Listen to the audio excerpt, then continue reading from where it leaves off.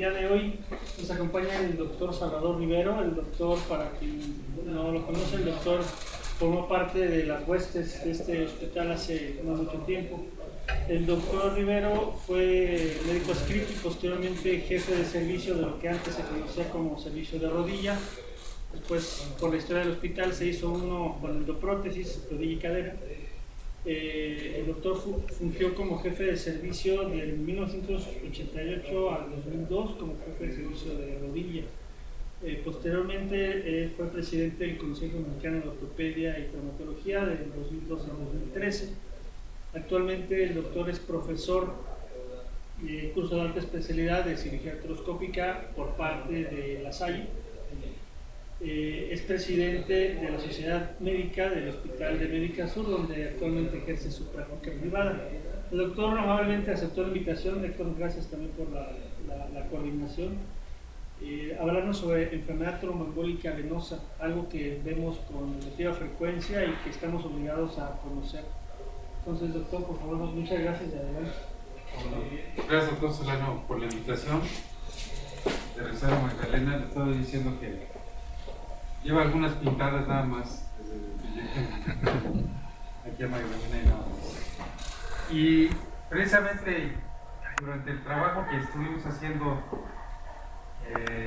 pues hace algún tiempo aquí en Magdalena, fue cuando en México comenzamos a ponerle atención y a tratar de hacer una profilaxis y a tratar de darle el enfoque adecuado y dimensionar en forma profunda la enfermedad tromboembólica venosa.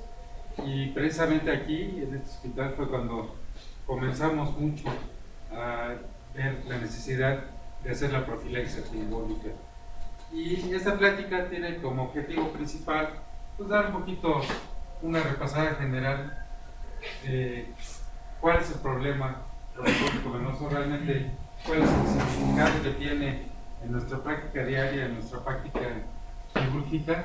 Y vamos a comenzar con un caso clínico para que todos pensemos un poquito, con una femenina de 37 años, hija de diabéticos, con un discreto sobrepeso, con un índice de masa corporal de 28, si pasamos lo que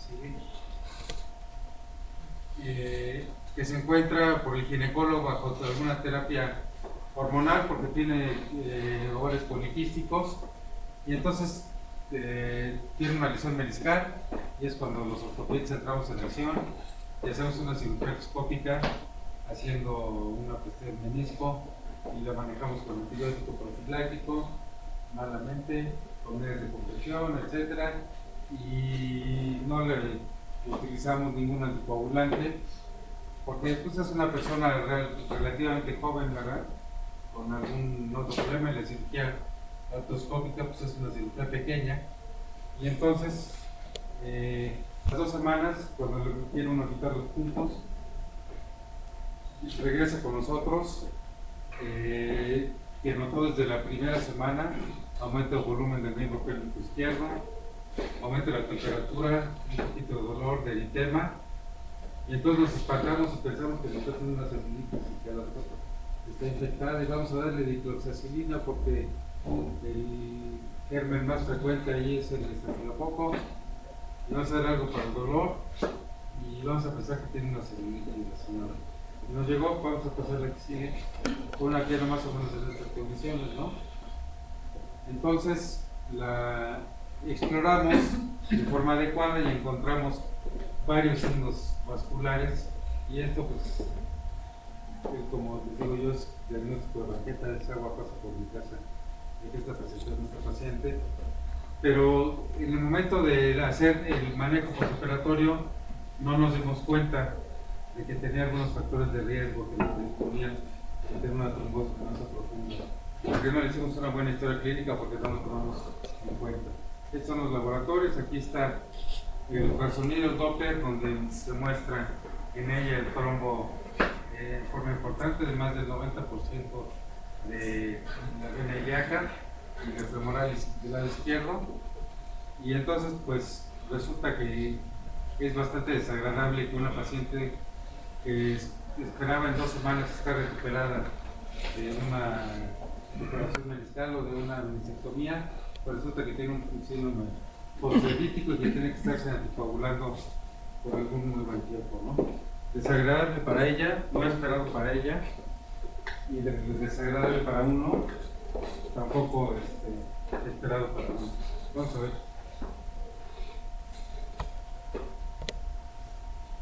O por ejemplo, este caso clínico de un paciente de edad mediana avanzada que de 62 años. ¿Ustedes saben lo que es un paciente joven? En definición. Uno que tiene menos años que el cirujano te lo ve. Fácil. Catalogar quién es un paciente joven. Entonces este ya está medio rucón, el paciente de 62 años. Sin ningún antecedente de importancia, nada más que hace una temporada, 7 años, tiene una artroplastia total de rodilla derecha con buenos resultados, sin mayor complicación, sin mayor problema.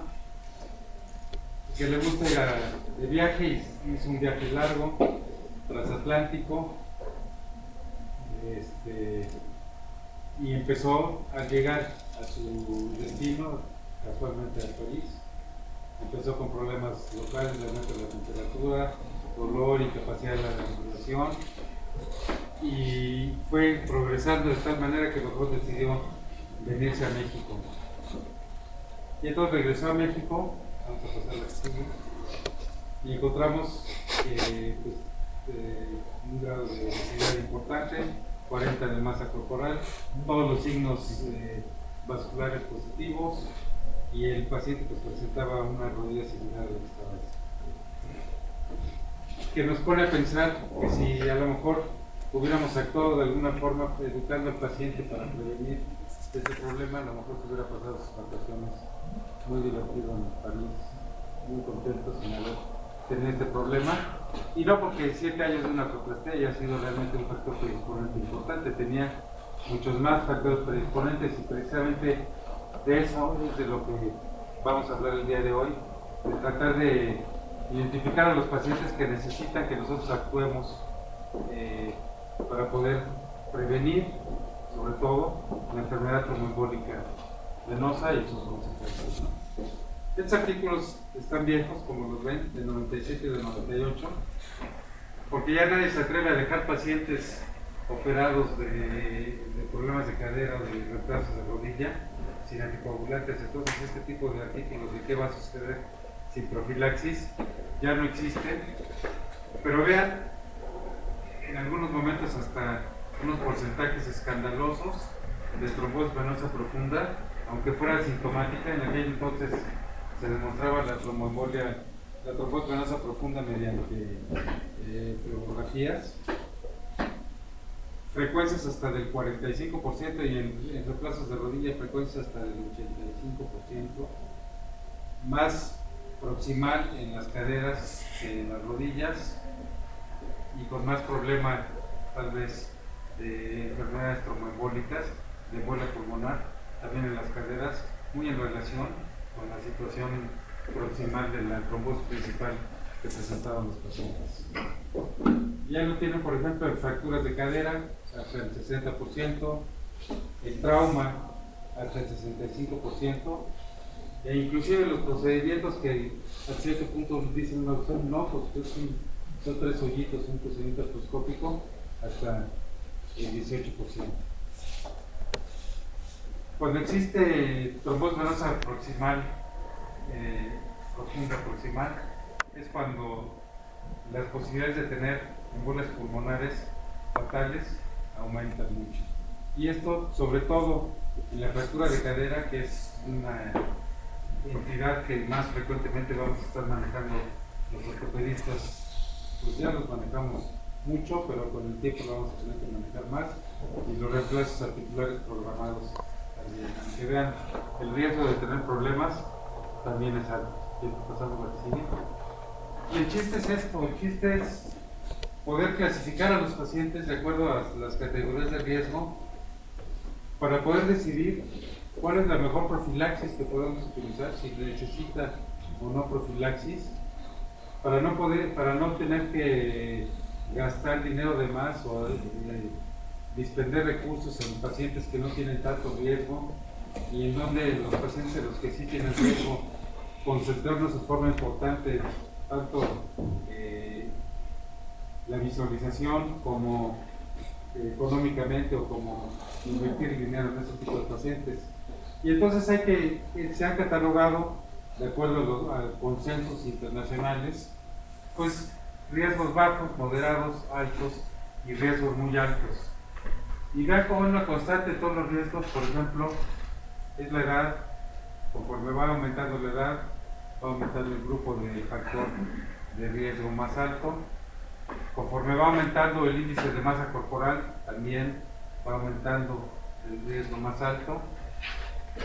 También el tamaño de la cirugía, la duración de la cirugía, son los factores importantes que nos pueden llevar a problemas tromboembólicos también que se presentan, por ejemplo, en la fractura de cadera, en las lesiones de médula espinal, en mucha de la cirugía ortopédica, aunque sea cirugía artroscópica. De aquí, por ejemplo, tenemos, de acuerdo a los grupos de riesgo, la frecuencia de trombosis venosa profunda asintomática. Acuérdense que no siempre que se presenta esta trombosis va a tener una sintomatología definida. Y vean cómo va aumentando la presencia de trombosis venosa proximal, que es la más riesgosa, sobre todo para los fenómenos tromboembólicos, y la que más secuelas deja con síndrome postfluídico, de acuerdo conforme van aumentando los factores de riesgo. Y aquí estamos hablando de factores de riesgo, además de la edad y además del tipo de cirugía. Vamos a pasar a lo que sigue. En relación a la presencia del número de factores de riesgo, vean cómo se va incrementando en forma importante la presencia de trombosis venosa profunda confirmada. Cuando existen 3 factores de riesgos, prácticamente la mitad de los pacientes van a presentar una trombosis venosa profunda que podamos detectar. Y si hablamos de 4 o más, pues prácticamente todos los pacientes van a necesitar. Y esto es lo que nos debe enfocar hacia la necesidad de realmente tener una profilaxis antiembólica adecuada en los pacientes y en el momento preciso y con las dosis indicadas. La que sigue, por ejemplo, los factores en los enfermos politraumatizados, que estamos muy familiarizados los ortopedistas a tratar, pues estos son los factores de riesgo para tener enfermedad tromboembólica venosa. Problemas neurológicos que nos están deteriorando las condiciones generales del paciente, lesiones directas, ya sean por el trauma o por nosotros, la edad, la necesidad de transfusiones sanguíneas múltiples, fracturas, ya sea de pelvis, de extremidades inferiores, vertebrales, o tratamientos de las fracturas con estancias hospitalarias y movilizaciones, y también la historia que tenga el paciente de algún problema embólico venoso. Desde el punto de vista clínico, pues esto es agua pasa por mi casa, ese no es el chiste no es llegar y encontrarnos esto en una pierna, porque entonces prácticamente como cirujanos y como personas profesoras fracasamos y digamos si nos encontramos esto, pero hay que tenerlo en mente, y si hay que tenerlo en mente siempre que hagamos algún procedimiento y siempre que tratemos a algún paciente. Por favor. El diagnóstico clínico con el edema, el signo de Homans y la sensibilidad, pues tiene su sensibilidad y su especificidad importante. Lo importante también es tener la sospecha, tener el conocimiento y tener una categorización adecuada de los pacientes. La que sigue, por favor. Y se puede presentar desde problemas agudos, desde trombosis venosas agudas, sintomáticas o asintomáticas, o como trombosis venosas crónicas recurrentes, o como trombosis venosas agudas de miembros superiores, y después generar fenómenos tromboembólicos, ¿no? El diagnóstico debe ser clínico y nos debemos de apoyar en algunos esquemas de laboratorio. Siempre debemos de tratar de estar buscando argumentos con que sustentar los diagnósticos clínicos que podamos hacer, y en el caso con exámenes de gabinete, de imagen, podemos hacer diagnósticos adecuados sin ser muy invasivos y lo podemos hacer de forma rápida y económica. ¿Qué es el diagnóstico más importante? Sobre todo puede ser, vamos a pasar la flebografía, pero en el momento actual el estándar para poder tener un diagnóstico es el Doppler color en tiempo real, lo que nos puede ser un estudio no invasivo, bastante económico, que se puede realizar por un técnico medianamente entrenado, por un radiólogo medianamente entrenado y buscar precisamente problemas venosos. Además de los otros, cuando tenemos alguna otra duda, ¿no? Y permite identificar tanto el trombo como la permeabilidad y el flujo que hay venoso. Yo creo que este es por el momento el diagnóstico gold standard para poder realizar un sustento de gabinete de un diagnóstico de una trombosis venosa. Pero insisto, no debemos llegar nunca a la trombosis venosa nosotros. Y siempre debemos de tratar de hacer una profilaxis adecuada. De acuerdo al nivel de riesgo del paciente, al nivel de la presencia de factores de riesgo, es como vamos a tratar de hacer una profilaxis que sea racional, que vaya en ascenso de acuerdo a los factores de riesgo que llegue a presentar el paciente. Por ejemplo, pacientes jóvenes con tratamientos conservadores o cirugía artroscópica sin otros factores de riesgo. ¿Qué factores de riesgo los otros? Pues son la diabetes, son la hipertensión arterial, son la historia de trombosis venosa en la familia, son la obesidad, son el tabaquismo, son la inmovilidad. Y conforme se van acumulando los factores de riesgo, entonces vamos a tener que ser más enérgicos en las profilaxis.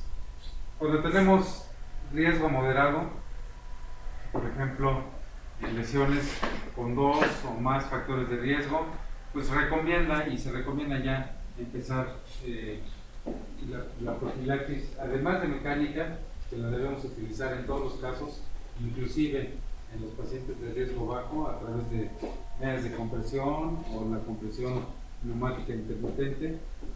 En los pacientes ya con riesgo moderado debemos de empezar a utilizar algún tipo de profilaxis ya farmacológica.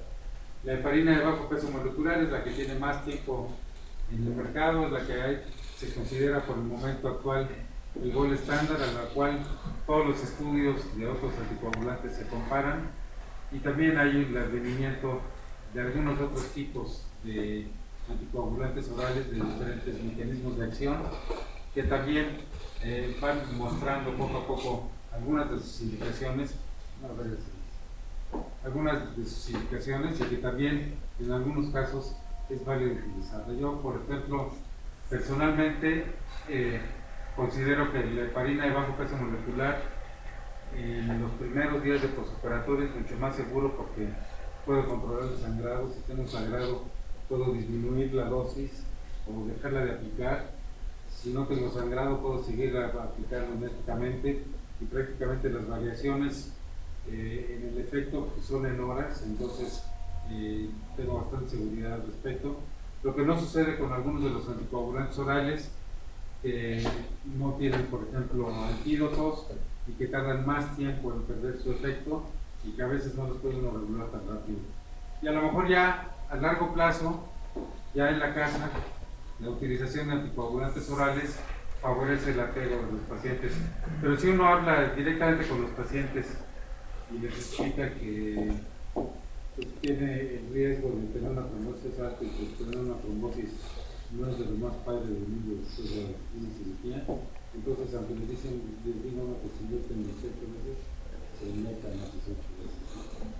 Cuando tenemos riesgos altos, con 3 o más factores de riesgo, cirugía artroscópica en mayores de 40 años, fracturas o trauma, entonces la utilización igual de heparina de bajo peso molecular y de anticoagulantes orales es mandatoria, y cada vez ir sumando más las medios mecánicos como son las vendas de compresión gradual o como son la compresión neumática intermitente. Y los pacientes con cirugía ortopédica de electiva de cadera y rodilla o patología traumática con riesgo muy alto, más de 4 factores de riesgo, pues hay que usar todas las herramientas que tenemos, desde el punto de vista farmacológico, también desde el punto de vista mecánico, por la compresión externa, debemos utilizar estos métodos que son muy importantes. Otra pregunta y otra duda y otra cosa que hay que dejar con claridad es el tiempo por el cual debe uno prolongar la traumoprofilaxis.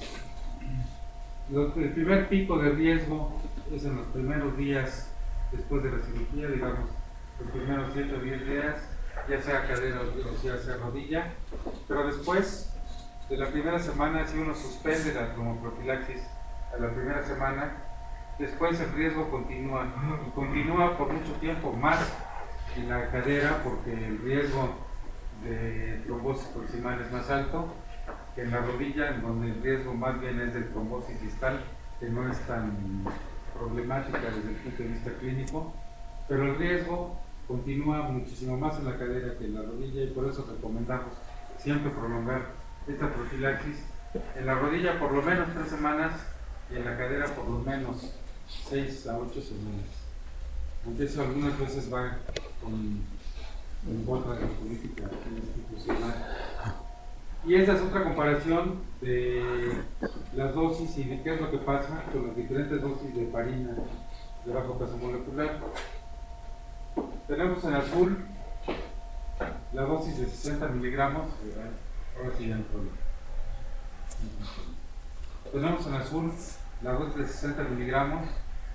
Tenemos en verde clarito, en verde raro, la dosis de 30 miligramos cada 12 horas. Y 40 miligramos, el más oscuro, cada 24 horas, que es normalmente la dosis que usamos. Este estudio lo hicimos ahí en Farmacodinamia Médica Sur, de qué es lo que pasaba. Y aquí tenemos el rango terapéutico. El rango terapéutico es entre 0.2 y 0.4 unidades por mililitro del efecto de heparina. Y vean cómo la dosis de 30 cada 12 horas nos mantiene mucho más cubierto el paciente durante el posoperatorio, sobre todo el posoperatorio inmediato, que es el que más nos interesa, que las otras dosis que se instalan nada más cada 24 horas. Protegemos al paciente, pero a partir de las 12 horas, 14 horas, empezamos a dejar al paciente ciertamente en algo protegido. Por eso yo siempre me he estado cuidando con Sanofi, porque no tenemos de 30 para tener una presentación de 20, de 40 y de 60. Después de una cirugía de fractura de cadera, que también lo manejamos muy frecuentemente nosotros, pues el riesgo se incrementa muchísimo que los reemplazos totales de cadera, y entonces normalmente la presencia de comorbilidades después de una fractura y el hecho de que la cirugía sea urgente y que la movilización a lo mejor nos cuesta más trabajo que después de una cirugía electiva, el riesgo nos aumenta, y entonces hay que tomar en cuenta, muy importante este término, para poder catalogar el tipo de profilaxis que vamos a hacer. Ha habido muchos progresos terapéuticos, desde la heparina de bajo peso molecular, la forma de hacer el diagnóstico, el desarrollo de nuevos fármacos que también se pueden administrar por vía oral, y ha habido una bola de estudios. Se ha invertido mucho dinero en estudios para poder ratificar o rectificar los esquemas. Constantemente hay consensos internacionales para tratar de tener una visión normal, pero lo que pretendimos en estos minutos de charla fue que aprendiéramos a identificar los factores de riesgo, a que de acuerdo a los mismos pudiéramos hacer una combinación de los métodos profilácticos, y que resaltar la importancia de informar al paciente del riesgo que está corriendo para poder tener un apego adecuado al tratamiento. ¿Se ve claro los problemas? Sí, los cambia. Rojo, Es rojo el de abajo. El de abajo es rojo, el de arriba es azul. Pero siempre estamos nosotros como cirujanos en esta balanza entre tener riesgo de trombosis y riesgo de hemorragia. Y debemos de tratar de ser y de ejercer con la mayor seguridad posible para poder siempre estar a la mitad de esto, no tener trombosis, pero tampoco tener hemorragia y utilizar medicamentos seguros que puedan ayudarnos a cumplir con este destino. Ahora sí que les doy las gracias y si quieren